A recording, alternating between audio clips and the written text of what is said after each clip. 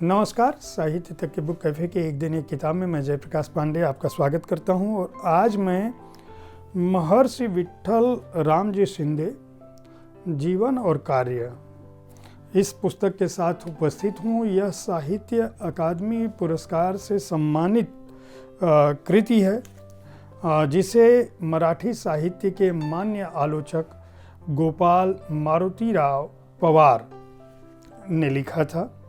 गोपाल मारुतिराव पवार का जन्म 13 मई 1932 को महाराष्ट्र के सोलापुर जिले के गांव में हुआ।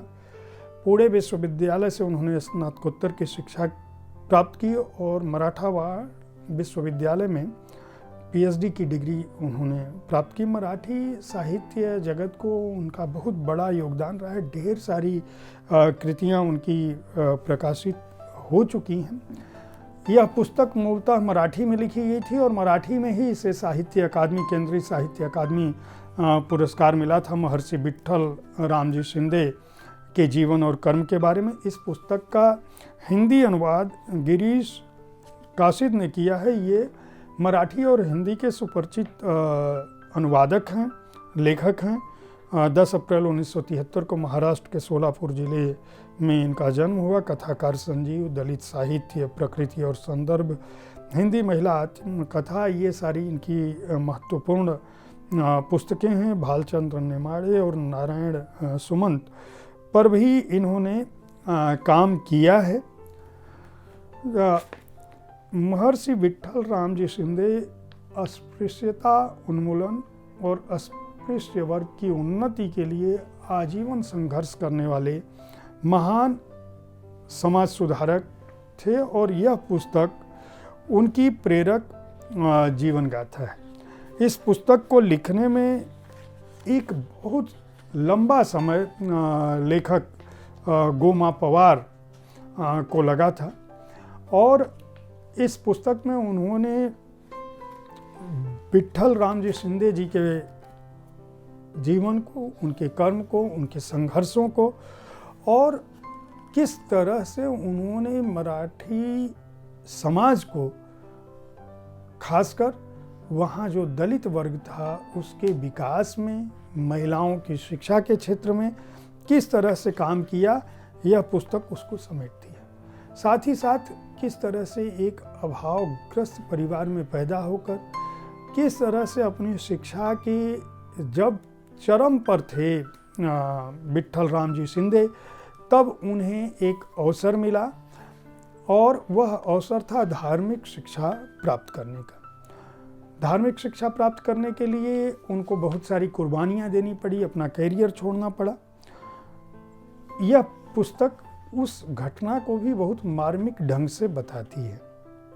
गोमा पवार ने रामजी शिंदे के जीवन और कार्य के इस पुस्तक को लिखने के लिए अपने कई दशक बिता दिए।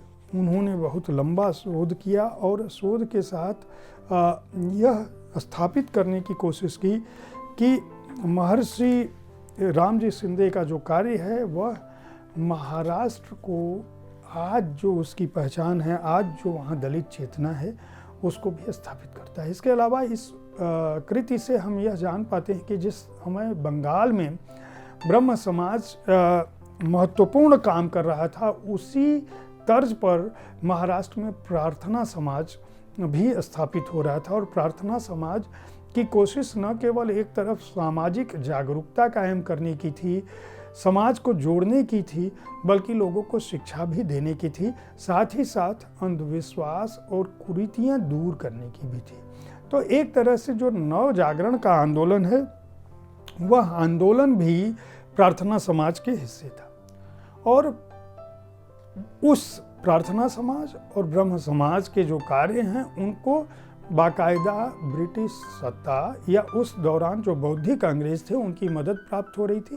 और उसी सिलसिले में ऑक्सफोर्ड विश्वविद्यालय में कुछ लोगों को शिक्षा देने के लिए भेजा गया, चयनित किया गया और उनमें उस चयन के दौरान महर्षि विट्ठल रामजी शिंदे ने न केवल अपने लिए तमाम तरह की नैतिक बंधन स्वीकार किए, बल्कि अपने जीवन को समाज के लिए तब समर्पित कर दिया जब वे चाहते तो अपने करियर को बना सकते थे। यह पुस्तक उनके बचपन से शुरू होती है, उनके दादा दादी और माता पिता से उनके बचपन, कॉलेज के दिन, जना बहन के साथ उनकी जो गृहस्थी बसती है, उनकी शिक्षा के क्षेत्र में जो उन्होंने योगदान किया है, उसके बाद हुजूर पागा पाठशाला और शांता सुखटकर की जो करुण कहानी है, इंटर में का उनका जो दूसरा वर्ष है, किस तरह से वो वहाँ से पुणे जाते हैं, फिर प्रार्थना समाज की दीक्षा, स्नातक परीक्षा किस तरह से होती है, एकेश्वरवादी उदार धर्मपंथ की तरफ कैसे मुड़ते हैं,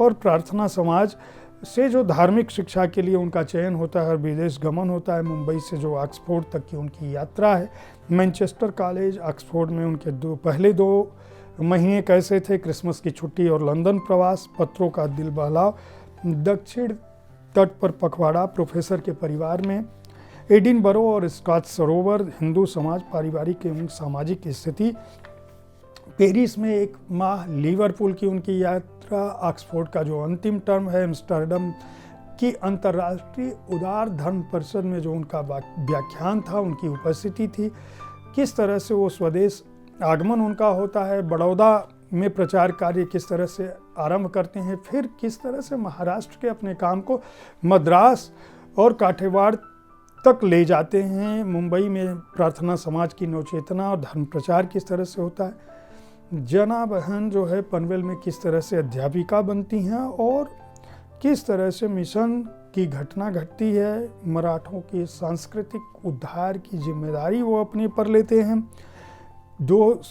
1920 के चुनाव में उनकी क्या भूमिका होती है, अस्पृश्यता को लेकर क्या उनका दृष्टिकोण था, इसके अलावा शिंदे और ब्रह्मरेतर दल जो है उसके बारे में क्या था, परिवार में जब मृत्यु होती है, मिशन पर जो स्थितियां हैं, जो मिशन कार्य की जिम्मेदारी थी और उस पर जो आक्षेप आता है, जो मुकदमा उनको झेलना पड़ता है, मंगलोर तक जो उनकी यात्रा होती है और बाइकोम सत्याग्रह में उनकी क्या भूमिका थी, इसी दौरान किस तरह से उनकी गांधी के वो प्रभाव में आते हैं, यरवदा जेल में जाते हैं, ब्रह्मदेश की यात्रा है, किसान आंदोलन है और साहित्य सेवा और शोध कार्य इस दौरान किस तरह से लगातार चलता रहा है। लोकमान्य तिलक का जो शिंदे को पत्र है वह भी इसमें शामिल है और बहुजन पक्ष का जो घोषणा पत्र है वह इस पुस्तक को बहुत ही महत्वपूर्ण बनाता है।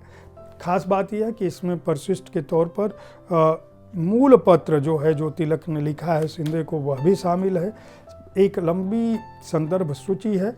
यह पुस्तक मराठी समाज सुधार आंदोलन, वहाँ के साहित्य समाज, शैक्षिक उद्धार कार्यक्रम और वहाँ पर चले आंदोलनों को महर्षि विट्ठल रामजी शिंदे के बहाने, उनके जीवन और कार्यों के बहाने समूचे एक परिवेश को हमारे सामने रखती है कि आज़ादी आंदोलन से पहले किस तरह से समाज सुधार की समानांतर धाराएं चल रही थी, जिन्होंने हमारे राष्ट्र के विकास में एक महत्वपूर्ण भूमिका निभाई। इसके अलावा किस तरह से लोगों ने अपने स्वहित को, अपने स्वार्थ को त्याग कर जन सेवा और सामाजिक उन्नति का मार्ग अपनाया। इस पुस्तक के प्रकाशक राधा कृष्ण प्रकाशन है, जो राजकमल प्रकाशन का सहयोगी उपक्रम है। हार्ड बाउंड संस्करण की यह पुस्तक जीवनी और अनुवाद श्रृंखला की पुस्तक है। इसका मूल्य 1695 रुपये है। यह एक विशिष्ट आकार की पुस्तक है। अकादमिक ग्रंथ के रूप में इसकी अपनी एक पहचान हो सकती है। पृष्ठ संख्या है 518। उम्मीद है साहित्य तक का यह एपिसोड आपको पसंद आया होगा। इस कार्यक्रम में आप किस तरह की पुस्तकों की चर्चा चाहते हैं, इसके बारे में अपनी राय से अवगत कराना हमें न भूलें। हमारी कोशिश होती है कि विविध विधाओं की पुस्तकों के साथ आपके पास हर दिन मैं पहुंचूं, ताकि आपको अपनी पसंद की पुस्तक चुनने में आसानी हो सके। देखते रहें साहित्य तक। बुक कैफे को सुनना, देखना और इसमें चर्चा की गई पुस्तकों को खरीदना न भूलें। अपने को ज्ञानवान बनाएं, बुद्धिमान बनाएं। धन्यवाद।